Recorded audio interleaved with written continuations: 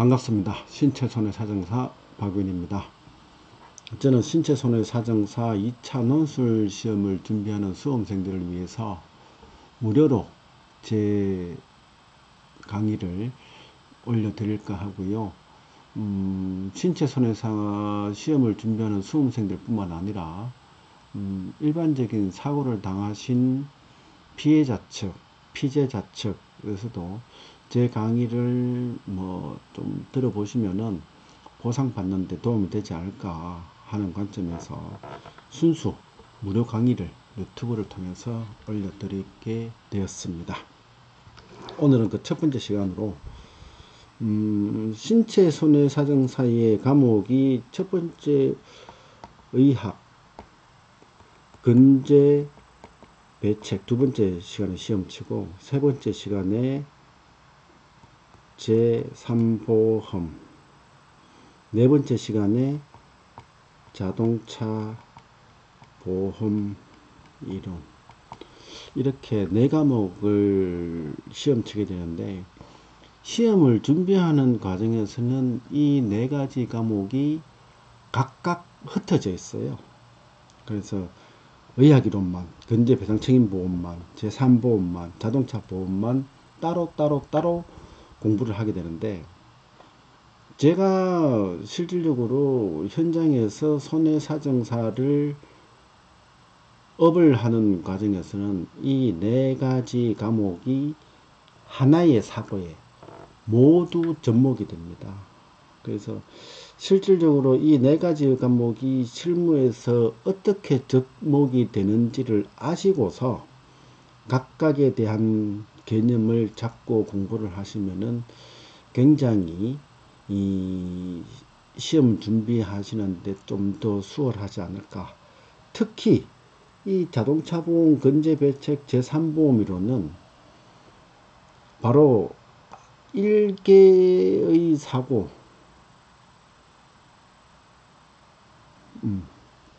합니다. 그래서 오늘 그 첫 번째 그 시간으로 설명드리고 싶은 것은, 어떠한 이슈가 생겼을 때, 물론 이게 사고겠죠. 사고가 생겼을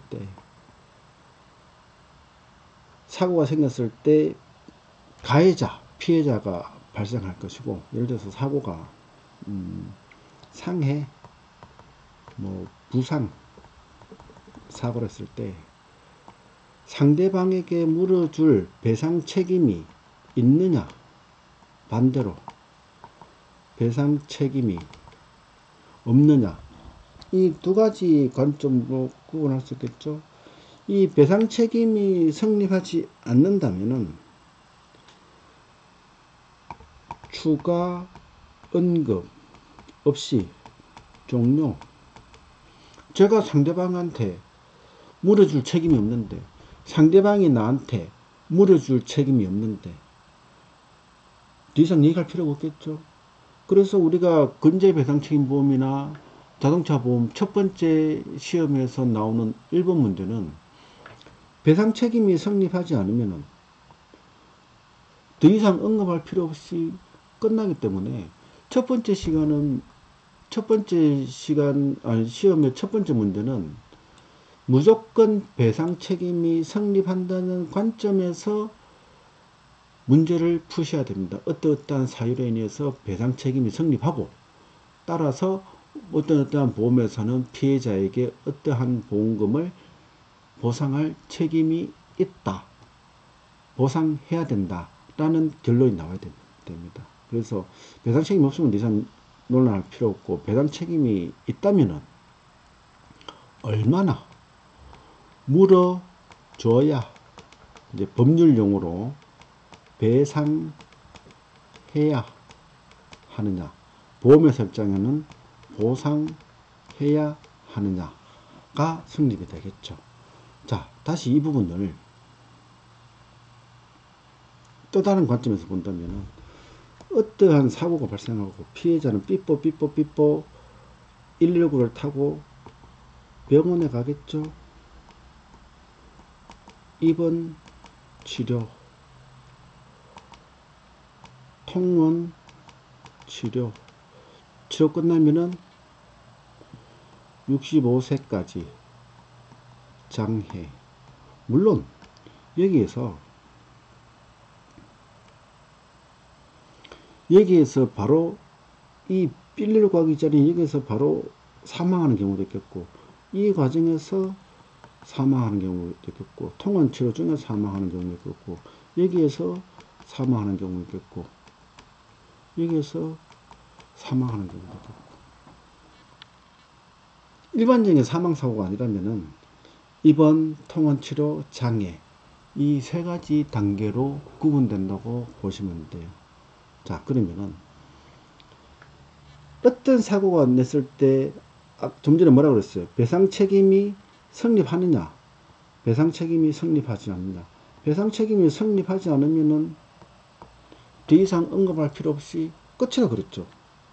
그러면 더 이상 논할 필요 없고, 배상 책임이 성립한다면은 피해자에 대해서 입원 치료하는 기간 동안에 일을 못하니까 휴업 손해 발생하겠죠. 여기서 여기까지 장해, 상실, 수익 발생하겠죠. 사고와 동시에 사망했다면은 사망, 일실, 수익 손해가 피해자에게 발생하겠죠. 이게 손해배상금을 산출하는, 손해배상의 보험금을 산출하는 기본 개념이. 자, 그런데 배상 책임이 어떤 경우는 성립하지 않으면 상관인데, 성립한다면 이 성립하는 게 어떠한 원인으로, 첫 번째 자동차냐, 두 번째 자동차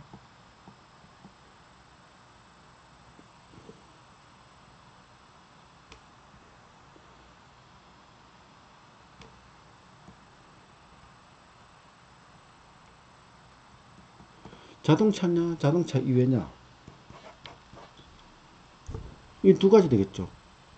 자동차라면은 우리가 내가 네 번째 과목에서 시험은 자동차 보험 이론에서 보상이 나가겠고, 자동차가 아니라면은 일반 배상 책임이 나가겠죠. 그죠? 이렇게 해서 자동차 보험 외에 이렇게 해서 구분이 되는데, 이 원인에 따라서 네 번째 시험 시간에 보면 자동차 보험에서 시험 볼 거냐, 기술할 거냐, 두 번째 시간인 근제 배상 책임에서 문제를 풀 것이냐, 그 부분 말고는 나머지 손해배상금을 이해하는 관점에서는 모두 동일하다고 봐야 돼요.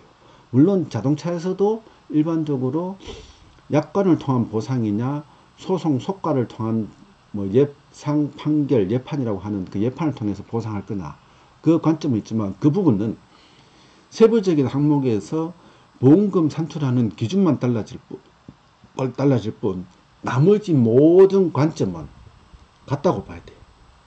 같다고 보셔도 됩니다. 자, 여기에서 우리가 손해는 우리나라 법률에서는 3분법에 의해서 정신적 손해, 소극적 손해, 적극적 손해, 이 세 가지로 구분하죠. 여기 표에서 알 수 있듯이 정신적 손해, 소극적 손해,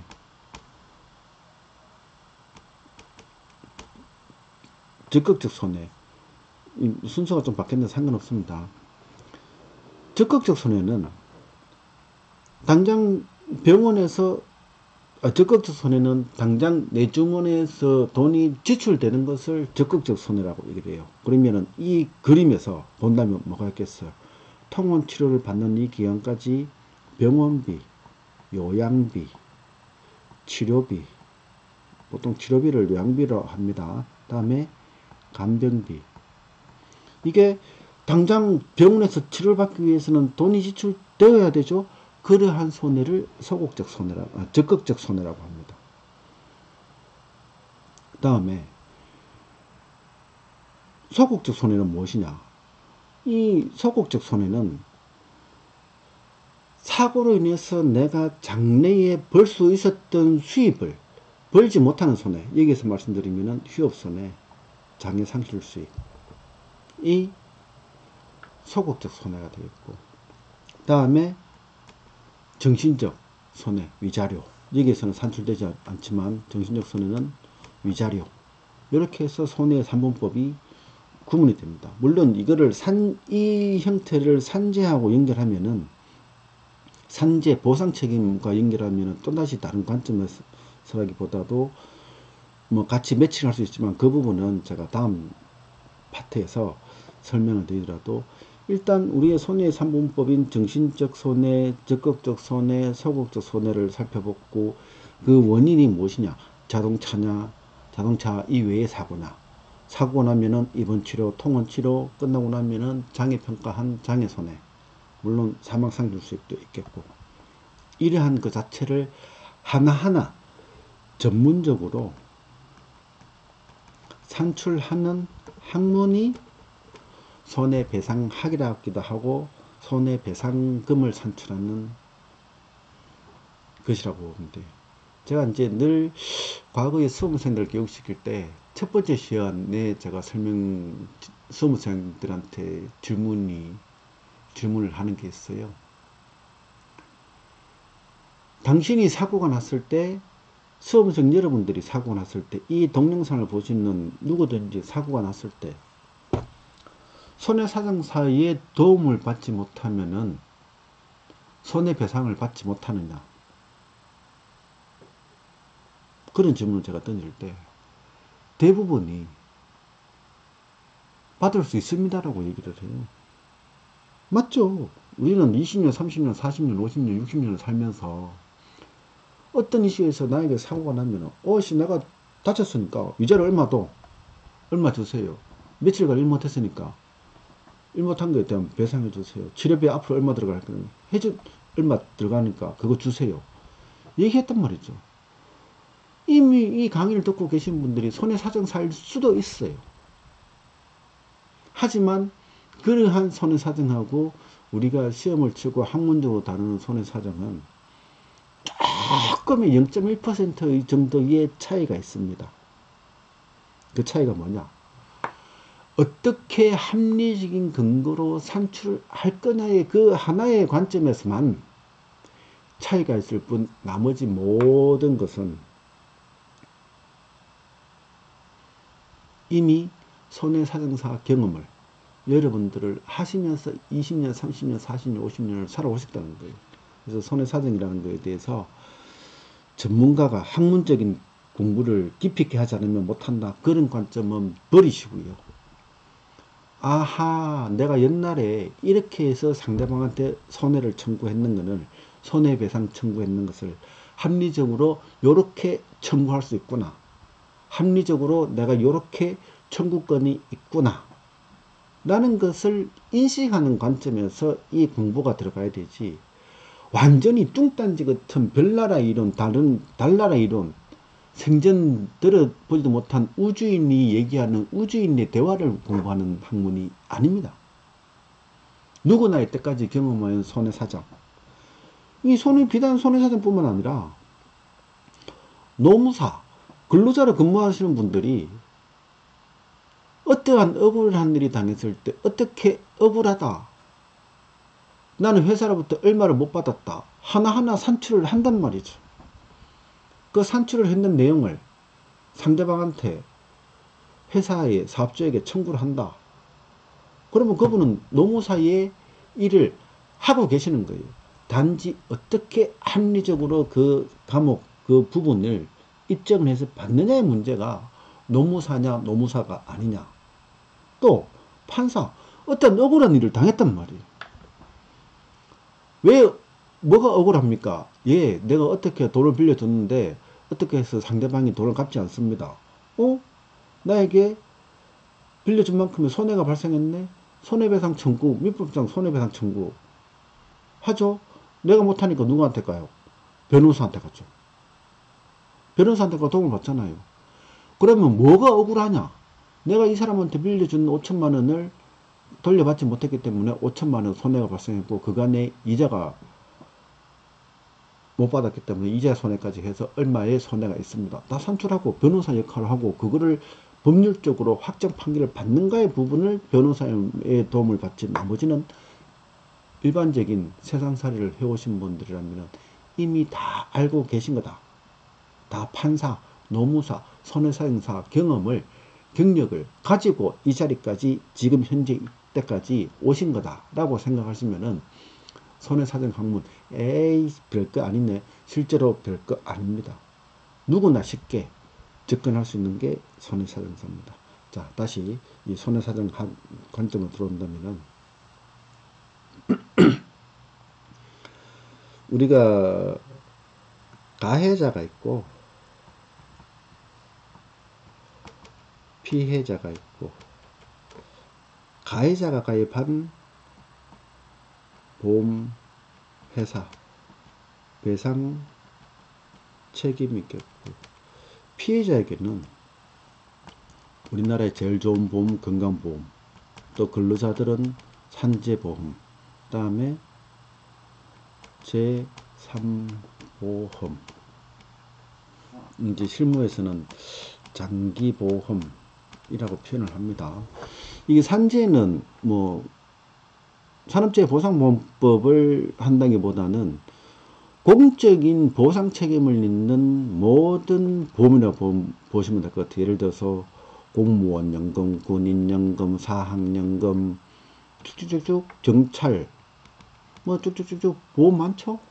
이런 보험, 특정 신분에 가지서 적용되는 보상 책임을 지는 모든 보험을 이 산재의 관점으로, 물론 우리가 시험 칠 때는 산재보험을 기준으로 시험을 치지만 나중에 실무에서는 다른 공무원 연금, 군인 연금, 사학 연금, 경찰 연금, 뭐 소방공무원, 오만 갖가지 보상 책임을 지는 보험을 똑같이 적용한다고 보셔도 무방한데, 가장 핵심이 되는 부분이 산재이기 때문에 건재 배책을 우리가 공부하는 거예요.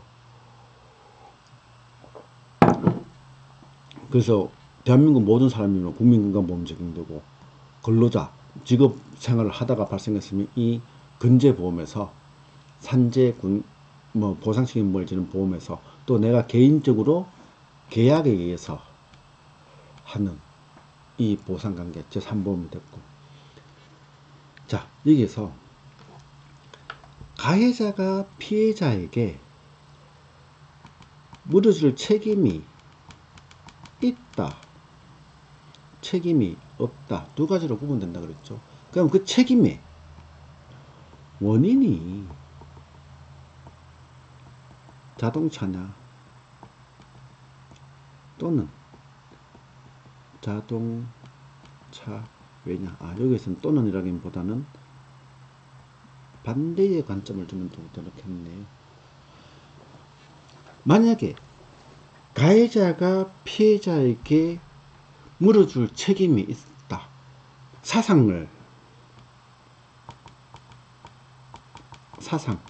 사망케 하거나 부상케 했다. 그 원인이 무엇이냐? 자동차를 운전하다 가다가 사람을, 보행자를 꽝 쳐서, 상대 운전자를 꽝 쳐서 상대방을 다치게 했다. 배상 책임이 없으면 논할 리 없으니까 상관이 없겠고, 배상 책임이 있다면 그 원인이 자동차라면 어떻게 돼요? 가해자가 가입한 자동차 대인배상 1, 대인배상 2 담보에서 보상이 이루어지겠죠? 근데 자동차 이외의 보험은 예를 들어서 일상생활 배상책임보험, 그 다음에 의사 배상책임보험, 뭐 여러가지 배상책임보험이 있죠. 이 보험회사, 물론 당연히 가해자 가입한 보험회사에서 보상이 된다. 똑같은 거예요. 근데 왜 자동차하고 자동차 외하고 이렇게 구분하느냐? 우리가 일반적으로 자동차 보험에서의 보상 관계가 나타나올 때는 여러가지 담보도 있겠지만 배상 책임이라는 영역에서 들어간다면은 가해자하고 보험회사하고는 계약 관계예요. 근데 우리가 보험회사가 없다는 관점에서, 이 보험회사가 없다는 관점에서 사고가 나면 가해자가 피해자에게 직접 배상할 수 있겠죠? 예를 들어서 요만큼의 금전을 떼갖고 요만큼의 금전을 제공했는 거예요. 그럼 어떻게 돼요? 보험회사에서 요만큼을 채워주는 이 보상관계가 나타날 수 있겠죠. 물론 현실에서는 자동차 사고 발생했을 때 이 가해자는 없이 보험회사에서 직접적으로 보상하는 관계를 우리가 눈에서 보지만, 실질적으로는 보험회사가 없다는 관점에서 가해자가 배상하고 보험회사에서 보상받는데, 여기는 배상책임 관계고 여기는 계약에 의한 보상책임 관계잖아요. 근데 자동차 보험 계약에서는 여기에서 실질적으로 100이라는 배상을 했다 하더라도 여기에서는 85%, 100% 보상했다 하더라도 85% 준다는 이런 관점에 뭐가 성립되어 있어요? 자동차 보험 약관에 따른 계약관계가 성립되어 있잖아요. 이 계약관계에 따라서 나는 100을 보상해도 85를 보험회사에서 전보받는 그런 관점이 생기는데, 이게 자동차 보험에서 85를 보상받는다면은 자동차 보험 이외의 보험에서는 어떻게 하느냐? 100이 나가면은 100이 그대로 다 들어옵니다. 다 보상을 해줍니다. 이 차이 말고는 없어요. 그럼 피해자는 보험회사에서 자동차 사고일 때 보상받을 때 피해자는 보험회사에서 100%를 다 받을 수도 있고 85% 받을 수도 있어요. 100% 다 받을 때는 소송을 통해서, 85% 받을 때는 어떨 때예요? 이 가해자가 보험회사에서 받을 수 있는 85%를 배상 이거를 이렇게 넘겨서 받는 이 문제가, 이게 약관, 어느 약관? 자동차 보험 약관이 이렇게 나와 있어요. 그 약관은 보험회사와 가해자, 보험회사와 피보험자 간에 계약한 보상관계를 이 사람이 피해자가 보험회사에 적용하는 이 약관이, 그래서 이 피해자가 보험회사하고 계약관계 없는데 이 85% 왜 적용받느냐? 소송을 통하지 않고 받는 거를 이렇게 해서 가해자로부터 배상한 거를 85% 받는데 이거를 그냥 그대로 넘겨받는 그런 형태에서 자동차 보험 약관을 적용해서 보상받는다는 관점인데, 실제 실무를 하는 보상과 직원들도 마치 피해자하고 배상책임 보험회사하고의 계약관계에서 85% 받는 것처럼 이렇게 표현을 하거나 이렇게 설명하고 있는데, 그거는 보험의 기본 이론 자체를 모르는 분들이시고, 실제로 보험회사 보상과 직원들이 다 손해사항사 자격증을 갖고 있지는 않습니다. 그래서 보험 손해배상 이론이라든지 자체를 모르시고 맨날 보험회사에서 보상할 때는 85% 소송 안 가면은 소송 판결이 아니라면 85% 보상하기 때문에 85% 보상한다 이렇게 알고 있는데, 그런 잘못된 내용입니다. 그래서 자동차 보험만 그렇고, 이 자동차 보험 약관에는 위자료는 어떻게 산출하고 휴업손해는 어떻게 산출하고 장애 상실 수익을 어떻게 산출하고 쭉 나와 있는데, 그 외에는 없습니다. 없다는 얘기는 뭐냐? 예상, 판결, 줄여서 우리가 예판, 예판으로 보상을 합니다. 예상 판결로. 이건 룰이에요. 그래서 자동차 보험만 이렇게 위자료, 휴업손해, 장애상실 수익 이렇게 대해서 각각의 사항이 나와 있고 그 외에는 없습니다. 물론 자동차 보험도 피해자가 약관에 해당되는 보상이 아닌 소송 판결에 의한 보상을 받고 싶다. 그때는 이거를 적용받지 않고 예상 판결 금액을 당연히 적용받는데, 소송이라든지 판결을 거쳐야 되는 그 과정 때문에 시간과 경비 이런 문제로 인해서 뭐 소송을 안 하고 약관 적용받고 보상받을 수도 있고, 소송을 통해서 보상받기도 하고 그렇습니다. 자, 그래서 이 가해자 피해자 관계에서 자동차가 원인이냐 자동차 외가 원인이냐에 따라서 이제 배상 책임 관계 보상 책임 관계 성립됐다면은 그 이외에는 무슨 문제가 있어요? 사고가 꿍 사고 나면 이 사람이 119를 타고 병원에 가겠죠? 병원에 가서 65세 입원 치료 받겠고 통원 치료 받겠고 장해 이 과정을 거치겠죠. 입원하면은 치료비 지출돼야 되고 입원한 기간 동안에 휴업 손해 일을 못하니까 업을 휴업했으니까 손해가 생겼죠. 무슨 수익? 벌어들이는 수익을 못 벌어들였잖아요. 그래서 이거는 소극적 손해. 이게 배상 책임에서는 휴업 손해라고 하지만 근제보험에 들어가면 휴업 급여, 산재보험에서는 휴업 급여라고 표현합니다. 그 다음에 치료 끝나고 여기도 당연히 통원하는 동안 치료비가 나가겠고 요 기간도 당연히 여기서부터 손해배상에서는 여기서 여기까지는 장해 상실 수익 단지 근제보험에서 차이는 장해 급여 장해 급여하고 장해 상실 수익의 차이는 치료 종결 산재에서는 치유라고 표현합니다. 치유 이에는 장해급여, 치유 전에는 휴업급여 이렇게 구분이 됩니다. 그 외에는 나머지 항목은 갖다 보면 돼요. 그러면 어느덧 우리가 하는 과정에서 뭐가 왔어요? 근제보험 관계 들어왔죠? 여기는 어느 영역이에요? 손해배상 영역이에요. 이 둘 관계를 어떻게 조정하느냐. 이 문제만 공부하면은 이 관계가 명확하게 다 끝난다는 거예요. 자, 여기서 제3보험 접목을 시켜볼까요?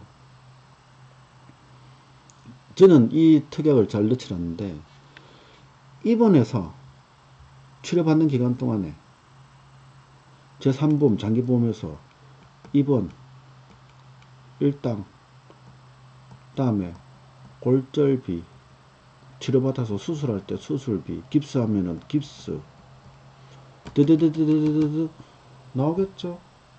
이게 제3보험의 영역이고 장애가 생겼다. 장해 상실 수익 어느 순간에 사망하셨다. 사망보험금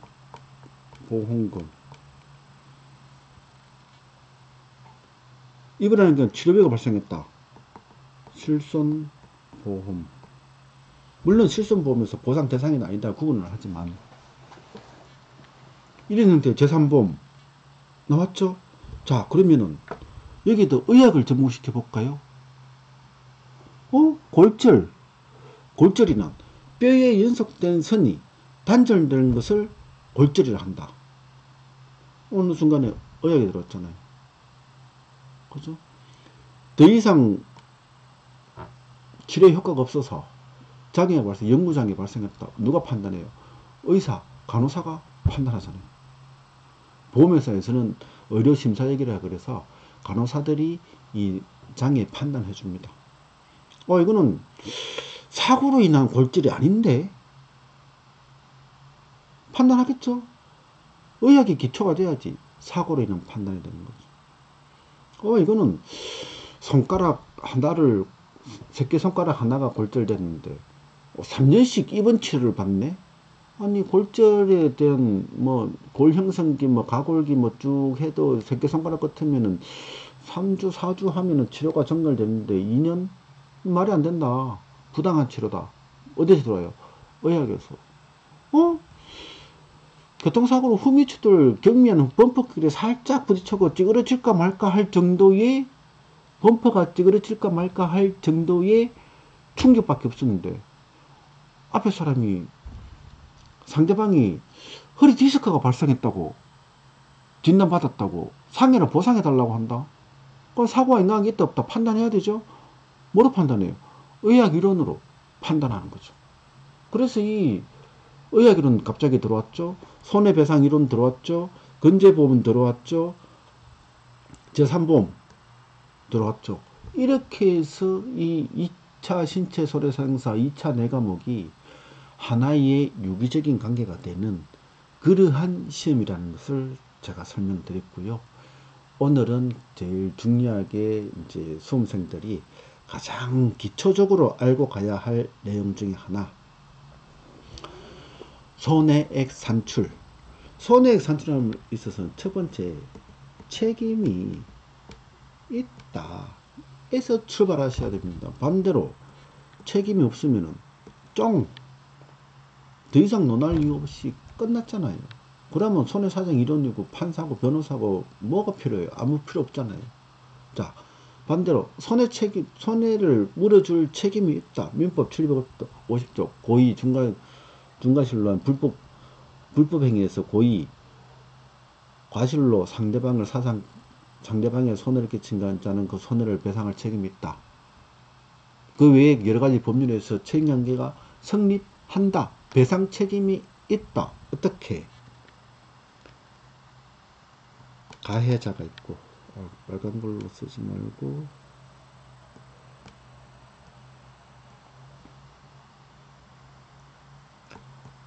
가해자가 있고, 피해자, 사상케. 이 사람은 배상 책임 보험사 계약을 해놓고, 자동차라면은 자동차 보험이라면 그 가입하면 배상 책임 보험에서, 보험이 없으면은 사제를 통해서 보험이 없으면 사제, 보험이 있으면은 자동차 또는 일반 배상 책임에서 이 보상 관계가 성립이 되겠죠. 그러면은 책임이 없으면은 당연히 없고, 이렇게 책임 관계가 성립이 된단 말이에요.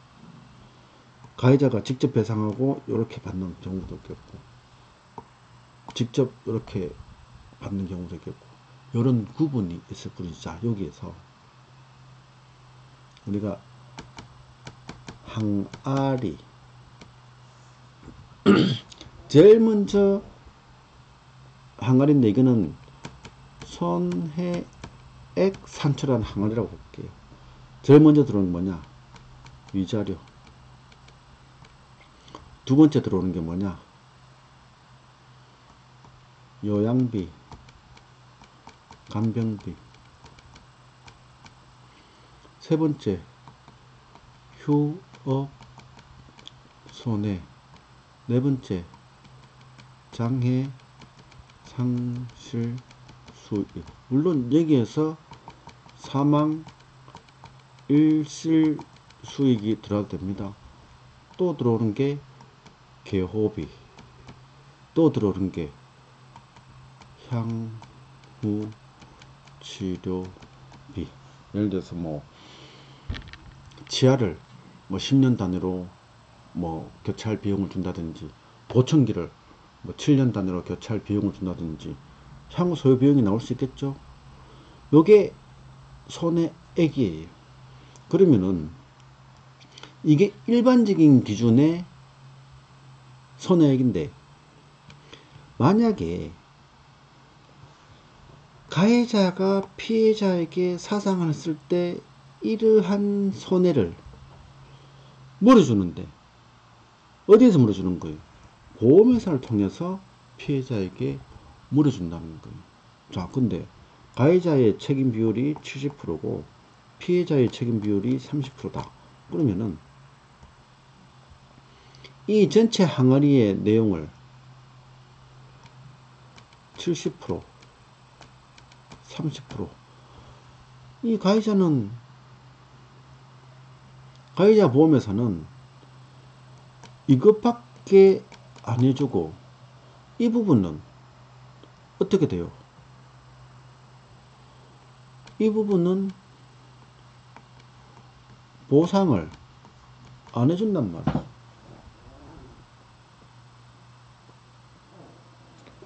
(70%는) 당연히 보상해줘야 되고 30%는 당연히 어떻게 돼요? 보상을 받지 못하는 이 관계가 우리가 따지는 과실상계 또는 과실적용이랍니다. 반대로 80% 책임이고 20% 책임이라면 이 비율이 80% 20%로 바뀌겠죠. 하지만 비율만 바뀔 뿐이지 이 산출하는 내용 자체는 그대로 간다는 거예요.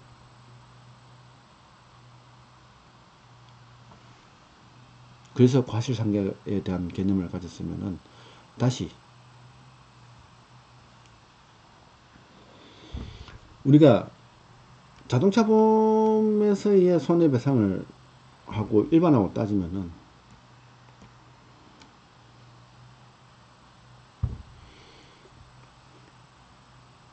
최초의 위자료, 요양비, 간병비, 장애 상실 수익, 개호비, 향후 비용 뚜두두두두 생기겠죠? 우리가 이제 나중에 이제 배우게 되시면 여러분들이 이게 손해액이라고 한다면은 이제 손해배상금을 산출하러 갈 건데, 아까 보험회사의 아까 위에 시간 앞에서 뭐라고 했어요? 과실이 7대3이라 그랬죠? 70%는 상대방, 30%는 손해를 배상받지 못하는 관계인데, 자, 지금은 다시 돌아가서 기왕증을 한번 공부를 해보시죠. 이제 기왕증이 뭐냐면은 이미 사고가 발생하기 전에 그 사고 당사자에게 허리 디스크가 있었다, 골다공증이 있었다, 이렇게 되면은 그 손해에 대해서는 어떻게 하느냐, 당연히 이미 와 있는 증상이기 때문에 배상 의무자가 물어주지, 배상하지 않습니다. 보험회사도 보상하지 않습니다. 그 부분을 뭐라고 하느냐, 기왕증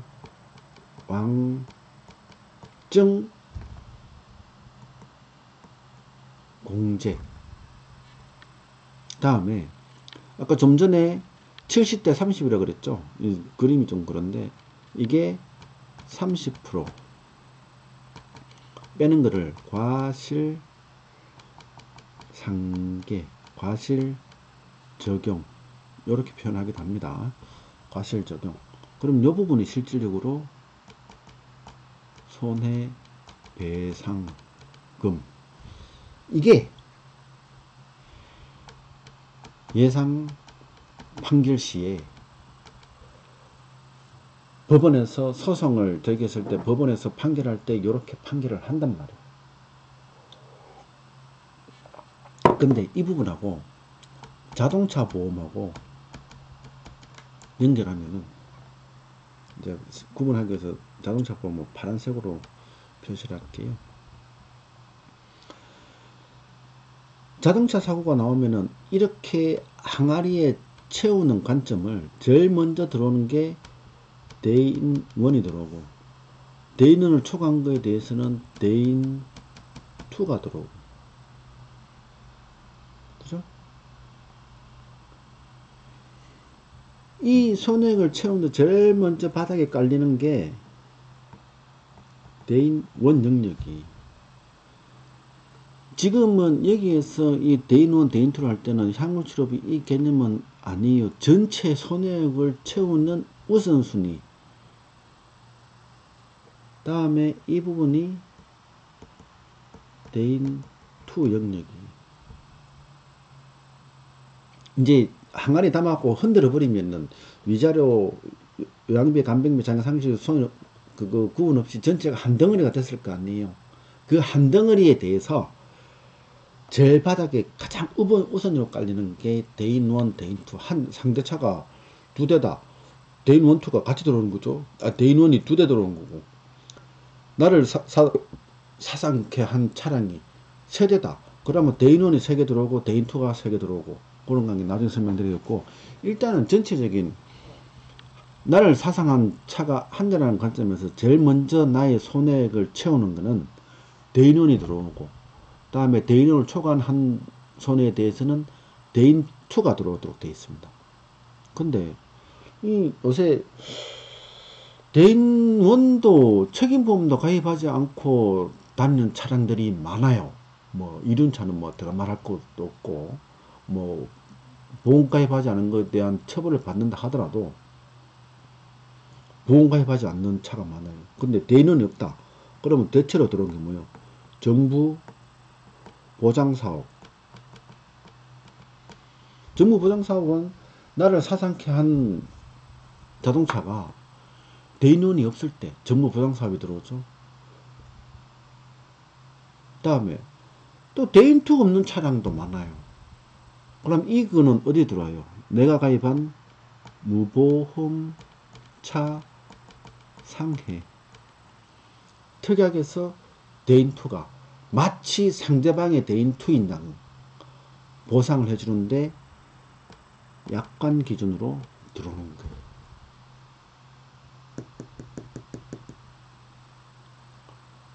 이렇게 해서 대인 1, 대인 2 무보험차 상해까지 지금 다 들어왔습니다. 그런데 무보험차 상해가 들어오고 보장사업이 들어와도 기왕증 부분은 보상해주지 않아요. 왜? 사고로 발생한 손해가 아니기 때문에. 또 과실 부분만큼은 보상하지 않아요.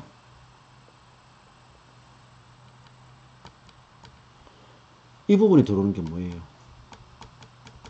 자손, 자동차 상해. 이건 뭐예요? 내가 가입한 자동차 보험에 상해 보험에서 이 부분은 보상되는 거예요.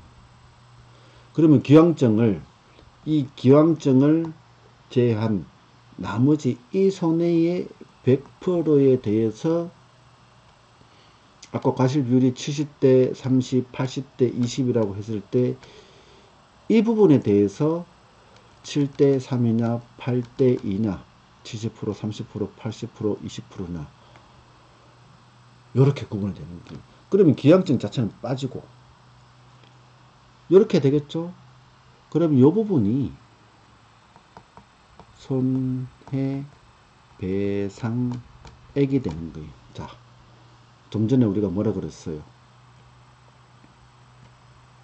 손해액하고 손해배상액하고 차이가 뭐예요? 배상이라는 글자가 들어있고 없고의 차이죠. 손해액은 일반적인 관점에서 피해자에게 발생한 손해 전체 100%를 얘기하는 거고, 손해배상액은 피해자의 기량증도 빼고 피해자의 과실 부분도 빼고 실질적으로 가해자가 상대방에게 배상해야 될 이 책임액을 손해배상액이라고 하는 거예요. 손해액과 손해배상액을 아셔야지만 실질적으로 제가 그 뒷강의를 제가 계속 이어나갈 때 명확하게 됩니다. 그래서 자동차 보험에서는 대인 1, 대인 2에서 들어왔지만 배상 책임에서는 그냥 배상 책임 특약 하나에서만 들어온다 말고는 나머지 기본 이론은 자동차 보험 위에 동일하다는 얘기. 자, 그러면 다음 단계로 넘어가서 실질적으로 손해배상금을 에서 산출을 해보면은 여러분들이 이해하시기가 좀 더 나을 거예요. 제가 강의하면서 이 표를 앞으로 계속 그릴 건데요. 여러분들께서 시험장 가셔서 이 표만 명확하게 이해하시면 그릴 수 있다면은 여러분 공부 끝난 거라고 보셔도 될 거예요. 위자료, 치료비, 휴업손해, 장애 상실 수익, 향후 비용, 배상 책임, 근제 보험, 조정. 배상 책임은 예상 판결, 자동차 보험, 약관, 이 두 가지로 구분할게요. 자동차 보험도 약관으로 보상받지 않고 소송으로 통해서 받으면은 예판으로 받을 수 있으니까. 자, 그러면은 이 위자료는 기준가입금액 1억 곱하기 100% 마이너스 기왕점 곱하기 노동능력 상실률 곱하기 100% 마이너스 피해자 과실 곱하기 60%. 이게 수식이. 자동차 보험에서는 50% 이상일 때 뭐 연령 뭐 60세 이상이냐 60세 이하냐 뭐 쭉 나와 있는데 이거는 사실상 중요하지 않아요. 왜 중요하지 않냐? 실제 시험에서 주고 표에서 시험을 풀 때도 위자료는 예판도 마찬가지고 자동차 보험도 마찬가지고 위자료 비율을 금액을 정해줍니다. 그렇기 때문에 이걸 외울 필요는 없고 이렇게 계산한다는 개념만 가지고 가겠습니다. 이 시간에는. 근제보험에서는 위자료 보상은 없습니다. 조정한다는 것은 어떤 거냐? 근로자가 배상 책임을 적용될 수도 있고 동시에 근제보험 적용받을 수 있죠. 근로자가 출장을 가다가 불법 좌회전하는 차량에 치여서 다쳤어요. 그러면은 다치게 한 차로부터 배상 책임도 배상 책임으로 받을 수도 있고, 또 출장 중에 사고가 났기 때문에 당연히 산재보험법상에 산재보험도 적용이 되겠죠. 그러면은 일부에서는 산재보험 적용받으면 배상 책임을 못 받고, 배상 책임을 적용받으면 산재보험을 못 받고, 이렇게 말하는 보험회사 공단 직원들이 있습니다. 뭔 개떡같은 소리인지는 저는 잘 모르겠어요. 그 사람들이 기본 개념이 없기 때문에 실질적으로 뭐 그런 교육을 잘 안 시키기 때문에 전문가가 없기 때문에 그러한 문제를 일으키는데, 그런 문제가 생기는데, 이건 명확하게 하셔야 돼요. 배상 책임하고 근제보험에서 보상권을 두 개 있으면 중복으로 보상받지는 못하더라도 조정해서 유리한 것만 골라 조정을 뭐라? 골라 어떤 거를 유리한 것을 골라 나의 바구니에 손해액을 채운다는 관점. 중요한 것은 골라입니다. 자, 조정에서는 어떻게 돼요? 당연히 배상 책임에서는 위자료가 되는데 근제보험은 없죠. 그러면 나 위자료 받을 거예요, 안 받을 거예요? 여러분들이 피해자라면 위자료 받을 거예요, 안 받을 거예요? 위자료 손해 받겠죠. 그럼 요거 산출 금액이 그대로 어디로 오는 거예요? 위자료 이거는 실제로 하면은 피해자의 최종 보상이라는 관점으로 이해하셔도 돼요. 치료비. 배상 책임 예판에서는 급여, 비급여 곱하기 100% 마이너스 기형점 곱하기 100% 마이너스 피해자 과실 동일합니다. 급여 비급여 치료비란 뭐예요?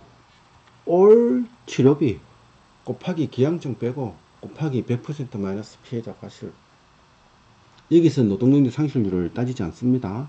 사고로 인한 그렇기 때문에 기한적 노동력 상실률과 상관없이 치료비 전체에 대해서 산출한데, 건재보험은 다릅니다. 건재보험은 급여, 비급여. 급여는 100% 보상해주고 비급여는 보상하지 않습니다. 빵 풀어나는 거예요. 그러면은 피해자는 어떻게 해야 돼요? 앞에서 보면은 기항증도 빠지고, 여기서 당연히 기항증은 조금 빠진 부분이 있는데, 당연히 급여 100% 수거권 가져오면 유리하죠. 물론 이렇게 가져왔을 때 100% 보상받으면 건재보험에서 제3자한테 구상하는 거는 공단이 알아서 할 문제지. 그래서 구상권은 나중에 또다시 설명드리겠지만, 건재보험에서 산재 근로복지공단에서 배상 책임인 자동차 보험에서 구상권을 행사할 때의 비율을 따지는 거지, 근로자가 피해자가 최종으로 보상받을 때는 급여 100%를 당연히 보상받겠죠. 급여 100% 보상받겠죠. 비급여는 어떻게 돼요? 비급여에 대해서만 100% 마이너스 피해자 과실만큼의 공전 보상받으면 되지 않습니까? 휴업급여 월 죄송합니다. 휴업급여 월 현실소득 나누기 30일 곱하기 휴업 일수 이렇게 보상이 되는데, 다 똑같은데 휴업일수 곱하기 85%가 있고 월 현실소득액 빼기 제세 공과 라는 관점으로 나머지 부분은 나누기 30 곱하기 휴업 일수 똑같죠? 차이가 뭐예요? 85% 제세공과 요 관점인데, 실질적으로는 실무에서는 그 소송할 때는 이런 근로자임금 전체를 산출하는 반면에 약관에서는 뭐 보통인부하고 뭐 농촌 일손인구하고 뭐 이분을 섞어서 하는 그런 형태에 내는데, 이 부분도 중요하지 않은 거는 시험 문제에서 값을 주어 줍니다. 값을 주기 때문에 그걸 대입해서 우리 계산만 하면 될 뿐이지, 이거에 대해서 뭐 세금을 공제하고 뭐 이거 자체를 논할 이유 자체는 없다는 거예요. 자, 휴업을 할 때는 여기에서는 특징이 2번입니다. 손해배상에서는 2번이, 근데 건재보험에서는 요양기간 일수, 요양기간 일수는 2번이냐 통원이냐 따지지 않아요. 2번이든 통이든 요양, 치료를 하는 기간 동안 일을 못하면 보상한다는 개념이에요. 곱하기 평균 임금 곱하기 70%. 손해배상에서는 이분만 인정하는 반면에 건재보험에서는 요양기간의 일수의 평균임금 70% 이렇게 되는데, 자 그러면 평균임금은 월 현실소득 나누기 30 하면은 평균임금이, 요 계산식만 알면은 1당으로 나면 1당 곱하기 22, 그러면 월 현실소득 되는 거고, 요 관계만 알면은 이거는 산수잖아요. 그러면은 우리는 어떻게 돼요? 경험칙으로는 제가 이때까지 경험에 의한 계산으로는 무조건 이게 건재보험에서 보상이 많은데, 실질적으로 산출을 안 해보면 알 수가 없기 때문에 시서에 올려놓고 손해배상하고 건재보험하고 기울어지는 이거를 선택해야 되겠죠. 장애도 마찬가지. 장애는 월 현실소득 곱하기 노동능력 상실률 곱하기 100% 마이너스 기왕점 곱하기 100% 마이너스 피해자 과실 곱하기 H계수 H계수 중간이자 공제하는 건데 제가 나중에 설명드릴 거예요. 다 똑같은데 이 부분만 그대로 따라오고 곱하기 여기는 L계수 이자를 단위로 해서 공제해서 빼느냐 중간이자를 복리해서 공제해서 빼느냐 그 관계 때문에 예판에서는 H계수 L계수 라이프니츠 계수 호프만 계수 이렇게 구분하는 거예요. 근데 근제 보면은 평균 임금 곱하기 등급별 보상 일수 1급은 1474일주 14급은 55일 이렇게 평균임금 해서 이것도 실질적으로는 우리가 정확하게 판단을 못하기 때문에 손해배상하고 건재보험하고 시소에 올려놓고 많은 것을 선택한다. 향후치료비는 예를 들어서 치아보철비 7대 곱하기 대당 50만원 곱하기 경과년수 뭐 예를 들어서 요거는 나중에 설명하면 되겠다. 나중에 설명 다시 드릴게요. 이 부분은 들어가서 중간이자하고 이런 부분 다시 제가 설명을 해드려야 되니까 그 관계에서 자 그러면 여기서 조정해서 근로자가 최종적으로 보상받는 거는 위자료도 받고 손해배상하고 건재보험하고 많은 거는 당연히 받고 작은 거는 작은 거대로 계산해서 받을 수 있으면 받고 조정해서 시소에 하면은 어떻게 돼요? 손해배상이 많으면 당연히 손해배상을 받는 거고 건재가 많으면 당연히 이걸 받는 거고 어떻게 돼요? 근로자는 유리한 하나를 받는 거죠. 하나를 받으면 다른 걸 못 받는 게 아니고 둘 중에 비교해서 많은 거 받는다. 장에서 마찬가지로 둘 중에 비교해서 많은 거 취소해 놓고 많은 것을 받는다. 이게 조정이. 그러면은 배상책임 자동차 보험 일반 배상책임 나와 여기서 자동차 보험 일반 배상책임 공부했죠. 다음에 건재보험 공부했죠. 이 둘 간에 조정하는 거 공부했죠. 다음에 기왕점 노동력력 상실률 이런 의학적인 이론 나오죠. 이 기간 동안에 골절됐으면 내가 가입한 보험에서 어떻게 돼요? 골절비, 깁스, 수술비, 입원 일당, 장애상, 후유장애 보험금, 사망보험금 쭉쭉쭉쭉 나오겠죠. 제3보험. 그러면 뭐예요? 신체손해사정사 4과목이 이 하나의 표만 매칭시킬 수 있다면은 끝나는 거예요. 그러면 이 부분을 이렇게 설명드린 강의한 이 부분을 여러분들께서 이론적으로 머릿속에서 학문적인 지식을 가지고 논리적으로 풀어서 썼다. 그게 2차 논술 시험 답안지입니다. 이 합리적인 자료, 합리적인 근거, 약관에서의 기준 근거 등을 가지고서 논술 문제에서 논술 시험 시간에 글로 풀어내면은 그게 논술 시험의 답안지.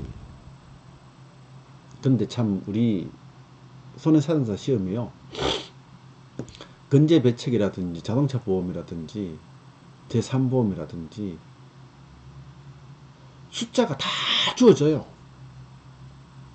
이러한 이론적인 근거만 있으면은 바보가 아닌 이상 주어진 숫자를 이러한 수식에 맞게 직접 입력해서 풀면 되는 아주 간단한 시험이에요. 물론 뭐 보험회사의 전체적인 기류 이런 거에 대해서 논하라 그러면 일반 수험생들은 힘들겠죠. 그런 거는 그 일반 여러분들이 뭐 돈 주고 유료로 배우시는 학원에서 강의 들으시면서 따라가실 문제고, 저는 논술 시험의 풀이 과정에 대한 뭐 약술 문제 이런 거에 대해서 뭐 하고자 하는데, 약술 문제도 뭐 보험 손해상사 양성학원에서 충분히 가르쳐 주기 때문에 실질적으로 문제풀이 이 과정 모의고사 이 과정에 대해서만 제가 무료로 강의를 해드릴 거예요. 그래서 오늘 이 첫 번째 강의로 신체 손해 사정 사이에 내가 보기 상당히 유기적으로 되는 과목이다, 시험이다 라는 것을 제가 이제 설명드렸고, 전체적인 흐름을 제가 설명드렸는데요. 제 강의 레벨에 대해서 설명을 잠깐 드리고 오늘 강의를 마칠까 합니다. 제 강의 레벨은